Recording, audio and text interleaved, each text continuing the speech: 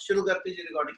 आ equation दोबारा लिख रहे हैं और सेम इससे फॉर्मेट च इन्हों लिखन लगे आप जे m1 वाली टर्म लिखिए आप आ टर्म इस साइड ले चलते हैं, ठीक है। तो अपनी टर्म बन जाएगी v1 माइनस u1 और आ टर्म इस साइड लाओ तो इससे फॉर्मेट च टर्म आ जाएगी m2 into u2 minus v2। Term सिर्फ रिवर्स करके लिखी है ताकि ऊपर वाली टर्म के नाल उसकी सिमेट्री बन जाए। इन्नी गल क्लियर है जी? Yes, sir. Yes, sir. Yes, sir. दो इक्वेशन आ गई। ਇਹਦੇ ਵਿੱਚ ਮੈਂ ਨੋਨ ਤੇ ਅਨਨੋਨ ਵੇਰੀਏਬਲ ਦੇਖਾਂ m1 m2 u1 u2 ਇਹ ਚਾਰ ਮੇਰੇ ਨੋਨ ਵੇਰੀਏਬਲ ਆ ਤੇ v1 ਤੇ v2 ਮੇਰੇ ਦੋ ਅਨਨੋਨ ਵੇਰੀਏਬਲ ਆ। ਉਹਨਾਂ ਦੋਨਾਂ ਦੀ ਵੈਲਿਊ ਨੂੰ ਕੈਲਕੂਲੇਟ ਕਰਨ ਵਾਸਤੇ ਤੁਸੀਂ ਇਹ ਕਰ ਲਓ ਕਿ ਇਹਨਾਂ ਦੋਨਾਂ ਇਕੁਏਸ਼ਨ ਨੂੰ ਜੇ ਮੈਂ ਡਿਵਾਈਡ ਕਰ ਲਵਾਂ, ਠੀਕ ਹੈ। ਜੇ ਡਿਵਾਈਡ ਕਰੀਏ डिवाइड 2/1 डिवाइड 2/1 तो मेरे को टर्म बन जाएगी m1 into v1 square minus u1 square over left no left ना डिवाइड कर दो, राइट नो राइट ना, ओवर आ जाएगा m1 into v1 minus u1 equal to इधरों मेरी टर्म आ जाएगी m2 into u2 square minus v2 square, ठीक है। ओवर आ जाएगा मेरे को ले नीचे m2 into u2 minus v2। क्या इतना क्लियर है? Yes, sir. Yes, sir. इधरों m2 cancel कर लो ते दूजे पासे ते a square minus b square दा फार्मूला अप्लाई कर लिए ते अपने को टर्म बन जानी है v1 minus u1 into v1 plus u1, ठीक है जी। ओवर आ गया v1 माइनस u1। इसे बिना इथे भी अप्लाई कर लो, अपनी टर्म बन जानी u2 minus v2 into u2 plus v2 over u2 minus v2। आ टर्म मेरे को दोनों साइड से कैंसिल हो जानी, बाकी जिन्नी टर्म बचती है उन्होंने एडजस्ट करो तो अपनी टर्म बन जाएगी v1 plus u1 equal to आ जाना u2 प्लस v2। इतना क्लियर है? Yes, sir. Yes, sir. Yes, sir. Yes, sir. पहला पार्ट मैं तो नहीं क्या सीगा टॉपिक दा फर्स्ट पार्ट ये होएगा कि पहलो प्रूव करो कि भी जेडी कोलिजन आ वो इलास्टिक नेचर च ते इलास्टिक नेचर दी कोलिजन प्रूव करन दा मेथड ये सीगा कि तुसी e दी वैल्यू कढो, coefficient of restitution. Coefficient of restitution दा जनरल फार्मूला e दा हैगा v2 v1 over u1 u2 ते आपां अपने इसे गिवन रिजल्ट दे विचों टर्म रीअरेंज करिए ते v1 v2 वाली टर्म एक साइड करो, u1 u2 वाली टर्म एक साइड ते अपनी टर्म बन जाएगी u1 minus u2 equal to आ गया जी v2 माइनस v1। इतना क्लियर? Yes, sir. और जे Yes, sir. u2 वाली टर्म है इधर ले जाके डिवाइड करा ला ते 1 बच जू। हाँ जी। Yes, sir. आ सारी टर्म बेटा जे चुक के u1 माइनस u2 आप इधर डिवाइड कराइए ते अपना नेक्स्ट स्टेप जेड़ा बनेगा वो टर्म अपनी की आ गई 1 इक्वल टू जे आ सारी टर्म उधर डिवाइड करावो या इदा कह दो इनु भी u1 माइनस u2 ना डिवाइड कर दो, इनु भी u1 माइनस u2 ना डिवाइड कर लो। इधरों u1 माइनस u2 कटिंग च 1 बन जाना ते इधर मेरे को टर्म बन गई v2 minus v1 over u1 minus u2। Clear है? Yes, sir. Yes, sir. But ये सारी टर्म का नाम जिहड़ा वा जिन्हों सर्कल करता पे ये सारी टर्म ਨੂੰ ਅਸੀਂ ਕੀ डिफाइन करते हैं? E. E आ जाएगा E. रेस्टिट्यूशन एम जे इथे डिफाइन कर लिए बट अपने को रिजल्ट हैगा v2 minus v1 over u1 minus u2 it should be equal to e ਤੇ देयरफॉर ਸਾਡੇ ਕੋਲ ਐਸ ਸੱਚ ਆ ਗਿਆ 1 ਇਕੁਅਲ ਟੂ e ਤੇ ਜਿਹੜੀ ਕੋਲੀਜਨ ਦੇ ਅੰਦਰ ਕੋਐਫੀਸ਼ੀਐਂਟ ਆਫ ਰੈਸਟੀਟਿਊਸ਼ਨ ਦੀ ਵੈਲਿਊ अपने को 1 आंदी होवे उस कोलिजन उसी as such perfect elastic collision कहने हैं जी। Yes, sir. तो फर्स्ट Yes, sir. आर्टिकल दा ये प्रूव होएगा कि collision is elastic in nature. जे पेपर च क्वेश्चन ही करला इना होवे कि भी प्रूव दैट कि when the two particle collide elastically, ठीक है, तो then coefficient of restitution is always unity. ते एदा मतलब है तुसी आर्टिकल इथे खत्म कर दोगे तो तुसी e = 1 ही प्रूव करना सीगा। इन्नी गल समझ लगी? Yes, sir. Sir. Yes, sir. सो हाँ जी पुत्र चलो सो लास्ट लिख रहे हैं। सो जेडी अपनी कोलिजन आई है so collision is elastic in nature. अब फर्स्ट पार्ट अपना पहले ये बनेगा बहुत थल्ले तक लिखना पिया अज इना क्लियर आ Yes, sir. Yes, sir. Yes, sir.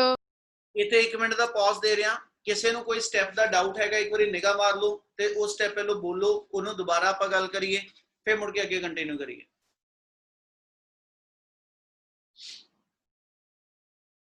First असी सब तो पहले क्या किया Sir, हाँ जी बेटे sir, ਤੁਸੀਂ change ਕਿੱਥੇ ਕੀਤਾ ਸੀ ਉਹ ਦੱਸਿਓ की ਸਰ ਜੋ ਤੁਸੀਂ ਕਹਿ ਸਕੇ ਅਸੀਂ ਵੇਰੀਏਬਲ ਚੇਂਜ ਕਰ ਲੈਂਦੇ ਉਹ ਦੱਸਿਓ ਤੁਸੀਂ ਕੀ ਚੇਂਜ ਕੀਤਾ वो पुत ऊपर असी v1 माइनस u1 सी थले u1 माइनस v1 सी ठीक है वो दोनों दे विच फिर माइनस एक कटनी पैनी सी माइनस आपस च कैंसल होनी सी ਆਪਾਂ ਇੱਕ ਸਟੈਪ ਉਹਨੂੰ ਘਟਾਉਣ ਵਾਸਤੇ ਆ ਜੇ ਟਰਮ v1 ਮਾਈਨਸ u1 ਤੇ ਆਪਾਂ ਥੱਲੇ ਵੀ u1 ਮਾਈਨਸ v1 ਦੀ ਜਗ੍ਹਾ ਤੇ v1 ਮਾਈਨਸ u1 ਹੀ ਬਣਾ ਲਿਆ ਇਸ ਲਈ ਕੀਤਾ okay sir thank you sir ਅਸੀਂ ਇਹ ਦੱਸਿਆ ਕਿ ਵੀ ਜੇ ਐਸਐਚ ਇਸ ਆਰਟੀਕਲ ਦੇ ਅੰਦਰ ਅਸੀਂ ਪਹਿਲਾ ਪਾਰਟ ਪ੍ਰੂਵ ਕਰਨਾ ਤੇ ਤੁਸੀਂ ਉਹ ਚ ਦੋ ਸਿਰਫ ਸਟੈਪ ਦਿਮਾਗ ਚ ਰੱਖ ਲਓ ਕਿ ਤੁਸੀਂ ਕਨਜ਼ਰਵੇਸ਼ਨ ਆਫ ਕਾਈਨੈਟਿਕ એનર્ਜੀ ਤੇ ਕਨਜ਼ਰਵੇਸ਼ਨ ਆਫ ਲੀਨੀਅਰ ਮੋਮੈਂਟਮ ਲਗਾਇਆ ਬੇਟਾ ਅਸੀਂ ਦੋਨੇ ਕਨਜ਼ਰਵੇਸ਼ਨ ਦੇ ਲਾਅ ਲਗਾ ਕੇ ਠੀਕ ਹੈ ਜੋ ਉਹਨਾਂ ਚ m1 m2 ਦੀ ਫਾਰਮ ਚ ਦੋ ਇਕੁਏਸ਼ਨ ਬਣਾ ਲਈਆਂ ਮੁੜ ਕੇ ਉਹਨਾਂ ਇਕੁਏਸ਼ਨ ਨੂੰ ਦੋਨਾਂ ਨੂੰ ਡਿਵਾਈਡ ਕਰਾ ਲਓ ਤੇ ਤੁਹਾਡਾ v1 ਤੇ v2 ਦੀ ਫਾਰਮ ਚ ਰਿਲੇਸ਼ਨ ਬਣ ਗਿਆ ਹੋ ਜੂ ਯੈਸ ਸਰ Yes, sir. ਇਸੇ ਤੋਂ ਅੱਗੇ ਕੰਟੀਨਿਊ ਕਰ ਰਿਹਾ ਨੈਕਸਟ ਸਟੈਪ ਤੋਂ ਹੁਣ ਆਪਣੇ ਕੋਲ ਜਿਹੜੀ ਇਸ ਮੂਮੈਂਟ ਤੇ ਅਸੀਂ ਵੈਲਿਊ ਕੈਲਕੂਲੇਟ ਕਰਨੀ ਆ ਉਹ ਹੈਗਾ v1 ਤੇ v2 ਤੇ ਪੁੱਤ ਆ ਇਕੁਏਸ਼ਨ ਜਿਹੜੀ ਇਕੁਏਸ਼ਨ ਨੰਬਰ 2 ਜਾਂ ਇਕੁਏਸ਼ਨ ਨੰਬਰ 1 ਜੇ ਮੈਂ ਇਹਨਾਂ ਨੂੰ ਫਰਦਰ ਸੋਲਵ ਕਰਨਾ ਵਾ ਤੇ ਇਹ ਚ ਤੁਸੀਂ ਕੀ ਕਰੋਗੇ ਕਿ ਜਿਹੜਾ ਆਪਾਂ ਆ ਸਟੈਪ ਬਣਾਇਆ ਠੀਕ ਹੈ ਜਿੱਚ ਆਪਣੇ ਕੋਲ ਆ ਵੈਲਿਊ ਬਣ ਗਈ u1 u2 v2 ਕੋਈ ਲੈ ਲਓ ਟਰਮ मतलब जिते आ मेरी टर्म बन के आई है v2 v1 over u1 u2 बेशक आ कह दो आ इक्वेशन इस किसी भी एक इक्वेशन दे विचों तुसी क्या करो v1 या v2 दी वैल्यू कढ लो जे मैं आ इक्वेशन दे विचों v1 कढना होवे ते मेरे कोल वैल्यू बन गई u2 v2 u1 ते जिन्नी v1 दी वैल्यू बनेगी इस वैल्यू नु इस इक्वेशन नंबर 2 च या equation number 1 they which put up करांगे इक्वेशन 1 च इसलिए नहीं पुट अप करांगा क्योंकि उत्ते स्केयर खोलने पै जाने ते इत्थे सिंपलीफाइड वे ना इक्वेशन दी वैल्यू पुट अप कर लो ते इक्वेशन नु सिंपलीफाई करना शुरू करांगे क्या गल समझ आई Yes, sir. सो उसे गल तो गल शुरू कर रहे हैं जेड़ा इहदा अगला पार्ट होएगा इत्थे आपां नेक्स्ट पार्ट इहदा ये ले रहे calculation of velocities after collision after collision दोनों की वेलोसिटी कैलकुलेट करो की आ गई ते बच्चे ਆਪਾਂ ਇਹਨੂੰ ਸ਼ੁਰੂ ਆ ਜਿਹੜਾ ਲਾਸਟ ਸਟੈਪ ਕੀਤਾ ਸੀ ਉੱਤੋਂ ਕਰ ਰਹੇ ਹਾਂ we know that ਆਪਣੇ ਕੋਲ ਰਿਜ਼ਲਟ ਆ ਆਇਆ ਸੀ v2 v1 u1 u2 मैं थल्ले कोई एक इक्वेशन लेनी आ वाली एक इक्वेशन ले लिया कि v2 v1 u1 u2 ਦੇ ਬਰਾਬਰ ਆ ਇਹ ਚੋਂ ਆਪਾਂ v2 ਕੱਢ ਲੈਨੇ ਇਹ ਤੋਂ v2 ਕੱਢ ਦਿਓ v2 ਦੀ ਵੈਲਿਊ ਬਣ ਗਈ u1 u2 v1 ਸਮਝ ਲੱਗੀ ਗੱਲ Yes, sir. ਤੇ ਇਸ Yes, sir. ਜਿੰਨੀ ਇਹ ਵੈਲਿਊ ਆਈ ਆ ਇਹਨੂੰ ਇਕੁਏਸ਼ਨ 2 ਚ ਆਪਾਂ v2 ਦੀ ਜਗ੍ਹਾ ਤੇ ਸਬਸਟੀਟਿਊਟ ਕਰਾਂਗੇ ਪੁੱਟ ਇਨਟੂ ਇਹਨੂੰ ਇਕੁਏਸ਼ਨ 2 ਚ ਪੁੱਟ ਅਪ ਕਰ ਲਓ ਤੇ ਇਕੁਏਸ਼ਨ 2 ਆਪਣੇ ਕੋਲ ਸੀਗੀ m1 v1 u1 ਆ ਸਾਈਡ ਇਧਰ ਦੀ ਇੱਥੇ ਚੱਲੇਗੀ equal to m2 u2 v2 यानी u2 minus of whole of the term ते जे मैं सारी टर्म दे बाहर माइनस ला के चला ते अंदरले साइन बदल दियो अपनी टर्म बन जाएगी -u1 u2 v1 क्या स्टेप समझ लग गया जी Yes, sir.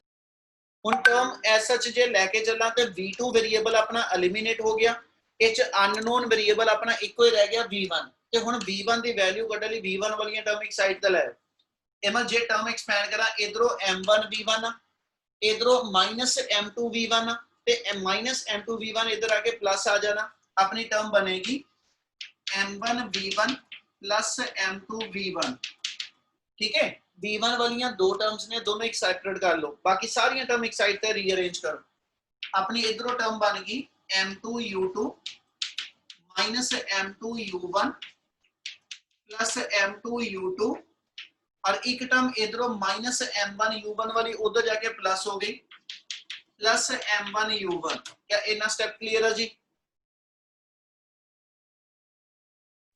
Yes, sir. ਹੁਣ ਸਿਰਫ ਔਰ ਸਿਰਫ ਉੱਤੇ ਟਰਮਸ ਦੀ ਰੀਅਰੇਂਜਮੈਂਟ ਆ, ਹੋਰ ਕੁਝ ਨਹੀਂ ਹੈਗਾ। ਆਪਾਂ ਟਰਮ ਰੀਅਰੇਂਜ ਕਰਕੇ v1 ਕੱਢਣਾ ਵੇ ਇਹਦੇ ਚੋਂ।